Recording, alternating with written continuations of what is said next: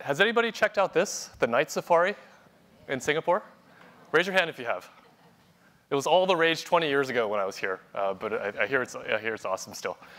So I'm from Silicon Valley, and in Silicon Valley, we also have safaris, but we call them innovation safaris, right? How many people have companies have come to Silicon Valley to take a look at the innovation digital natives, right? Well, believe it or not, people also come to see SAP. SAP, you might ask? When I talk about SAP and I ask for adjectives, if you're nice, you say things like global, reliable, scalable, and trusted. If you're not so nice, sometimes I'll hear words like old, dinosaur, monolithic, not so cool. What's going on here, right? Our industry, like many of your industries, are in the midst of disruption, right? In our case, it's the cloud disruption, right? And actually, if you look at our stock price, a lot of people didn't think that SAP was going to be able to survive this disruption. We had been market leaders for 40 years at doing something very, very well. And all of a sudden, everything was come into question in terms of how we deliver our products, how we price our products, how we support our products. But when you see SAP today, when customers see SAP, there's a brand new SAP with innovation culture through people, processes, and space, influenced heavily by design thinking. And it's all about business results at the end of the day. We had 0 cloud revenue in 2012. And 2018 is the year that we cross over, and more of our revenue is going to be generated from the cloud than our traditional methods. 2 times revenue, 2 times profit, and double our size in 5 years. Actually, customers leave with the uncomfortable realization that they might actually be more like SAP than the digital natives that they came to see, right? Because they're not starting from a blank slate. And like SAP, what made them successful before is not what is going to make them successful going forward. They need a second act. So we've really put a lot of focus on design. And I don't know if you're familiar with this. This is the Design Management Index, and it shows a correlation between a design-centered organization versus corporate performance. And I'm proud to say that SAP in 2016 was listed on this list of world-leading design organizations. And we've won many, many design awards over the last 2 or 3 years as well. Now, this was 2016. If you look at our stock price since then, it's taken off, right? I don't want to say design is the only reason, but certainly there's something to be said about that. OK, so what is this all about? This presentation isn't about how great SAP is, but what I wanted to do is I wanted to share the journey, my personal journey map, right? We had Sarah earlier talk about journey maps, and I wanted to share my own personal journey map. I've got the bruises to show for it, the emotional highs and lows. OK, so here it goes. It starts off at a pretty high.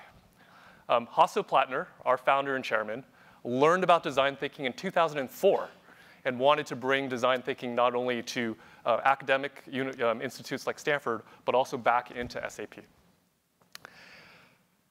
So the first thing was an emotional high. He hired 35 superstars to join the team. And that was great. It was very, very motivational. And all of a sudden, and by the way, if you see things that your organization has done, just raise your hand as well. We immediately trained thousands and thousands of people on the process of design thinking because our executives were so excited about it. Right? So here's the first emotional down point. What happens? People, after taking those courses, actually got even more frustrated because they got excited about the methodology, but they were frustrated because they couldn't practice it. We haven't changed the people, the processes, or the space at all. Okay. But it's OK, because we're still doing projects that are sponsored by the board. Super, super, quote unquote, important projects. And I don't know why our executive looks like Donald Trump, but there's nothing to say about that. He's not part of our board. OK, but how many people could design, right? Make it look pretty. That's some of the baggage related with the term design.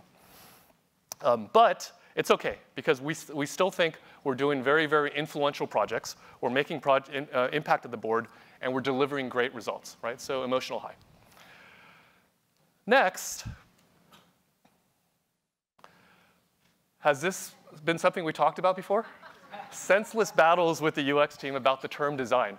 I think this held us back 2 years, just debating the term design, back and forth, back and forth.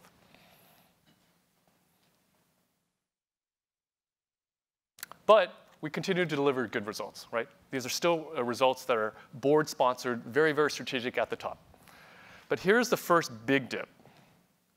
Because we were part of the office of the CEO, founded by the founder of the organization, you would think that we would have the top-level support to be successful.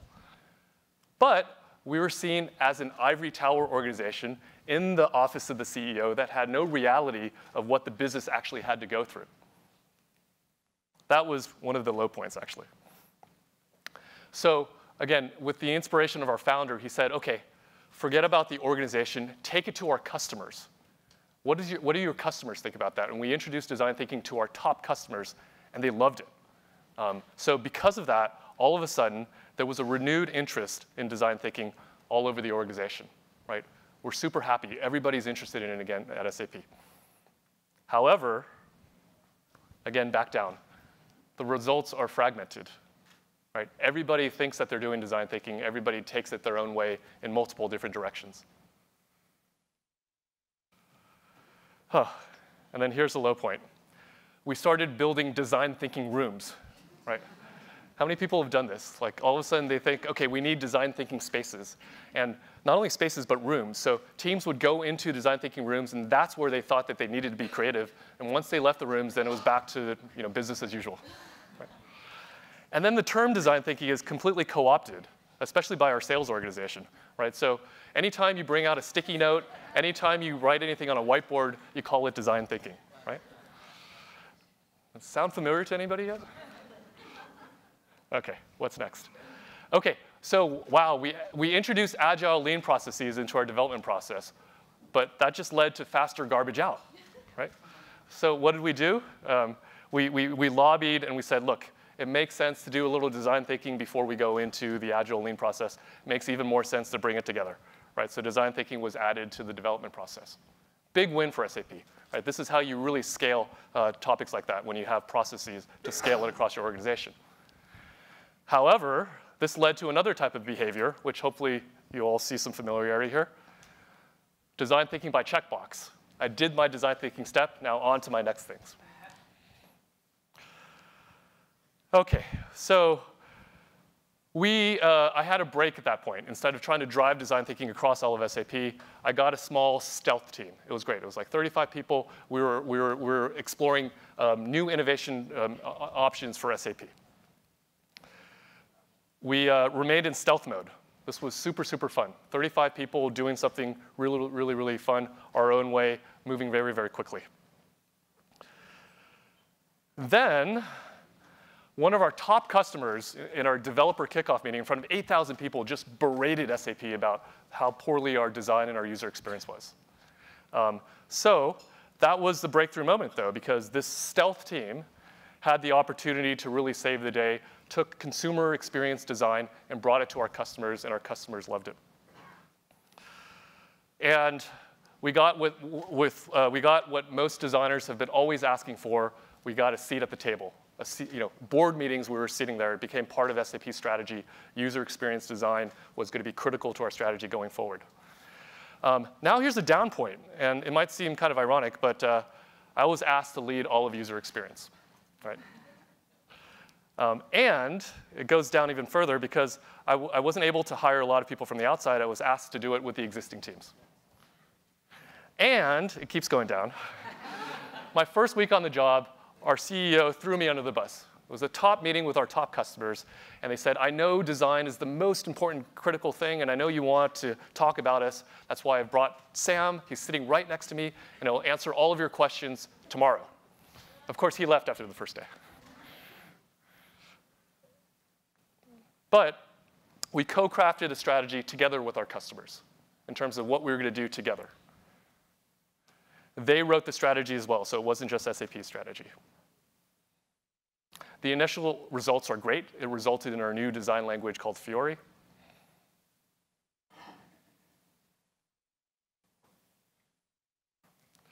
We took an app house concept that was first that stealth team and started to create an external design agency out of that. We've worked with 600 external clients now. And then this also happens a lot, right? My boss, who was the spearhead for this entire initiative, decides to leave the company. So things were in jeopardy. All of the success was in jeopardy. But to my great surprise, the CEO, the new boss, agreed to even elevate this, and this is when the Chief Design Officer role was created at SAP. We're starting to receive external recognition for the design work.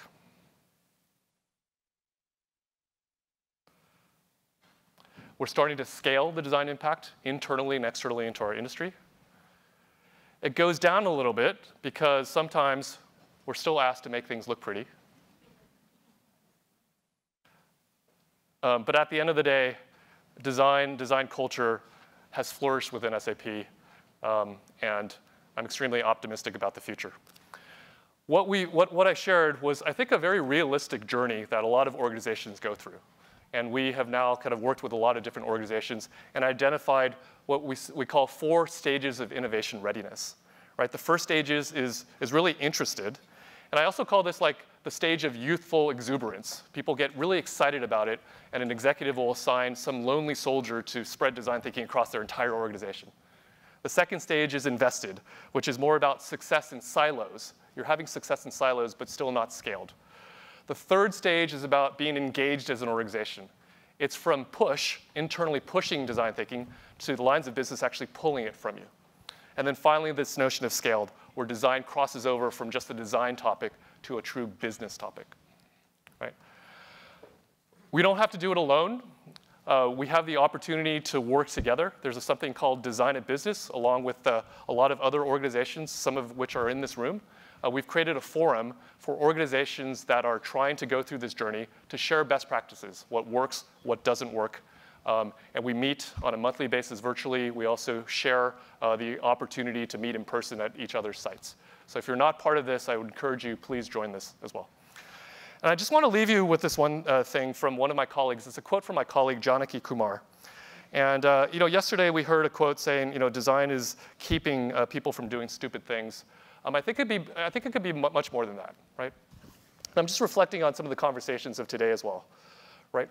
So this is Janaki's quote. "We are flag bearers of a methodology that the world is increasingly looking to as the best way to solve complicated and pressing issues."